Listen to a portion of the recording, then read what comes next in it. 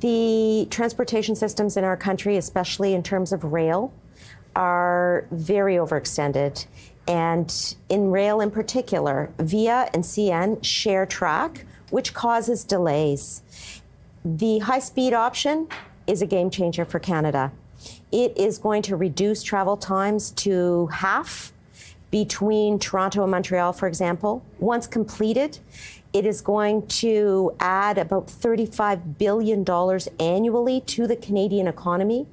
It's going to lead to increased productivity, economic gains, greater efficiency, all while reducing emissions. So again, this is a game changer and necessary for Canada. Let me dig in a little bit to the stops along the way, because Toronto's going to be where it starts. Quebec City is going to be where it ends. About 1,000 kilometers of track is what we understand. Sure. However, we're talking about stops in Peterborough and Ottawa. Those are the only Ontario stops. And then we've got Montreal and we've got Trois-Rivières, which is not a very big community. So I'm wondering how the stops were chosen. Wouldn't it have been better to add some more in southern Ontario, places like Oshawa, for example, which are high population areas? Look, I'm from Oakville, and I know my MP colleagues in southwestern Ontario feel the same about the need to expand out the stops for high-speed rail. The mandate for this project was set a number of years ago. I will say that we're in the co-development phase now, and so we very much want to hear from Canadians. We are relaunching consultation processes. Together, Alto and the chosen bidder, Cadence, will be undertaking those consultations, and we will be looking forward to hearing from Canadians. We're also going to, in this co-development stage, which is going to cost about $3.9 billion, we're going to be choosing the track design, and we're going to be choosing the location of stations. We're also going to be ensuring that we undertake those consultations. So it's a very labor-intensive stage of this process. We've undertaken the procurement aspect already with the chosen bidder. We're entering co-development, and once that's done, we're going to be building. We're going to be building that dedicated track, about 1,000 kilometers of track for high-speed rail. Again, we're going to see the game changing for Canadians, and we're also going to be on par with our G7 allies, all of whom have some form of high-speed rail already in place. Okay, so let's talk a little bit about cost, because you know what the Eglinton line in Toronto ballooned to, and that's only in Toronto, and we're talking about crossing the provincial border. What's the expected cost of this project in the long run? What is the government planning for? And why also did you pick Cadence to work on the project? So on the procurement side, it was a competitive process. 3 bids were received.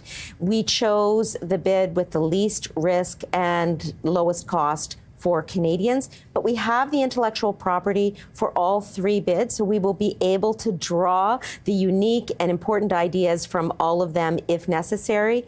In terms of the long-term costs, we're being very prudent.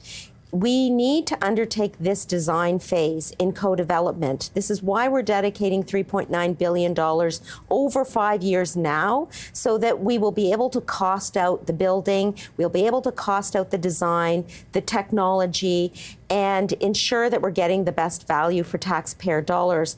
Once co-development is over, we will set on the table what the building costs will be, what the long-term acquisition costs in terms of raw materials is going to be, and we'll also be able to do more in terms of pricing and ensure that Canadians are well aware of the overall costs of this project. Is there any estimation at this point? At this point, we want to be prudent. We just selected the bidder. We're entering co-development now, and so as we get closer to the end of co-development, I'd be glad to come back here with you and chat about the long-term costs of the project. But once again, we're choosing not to just throw money at a project without undertaking the work.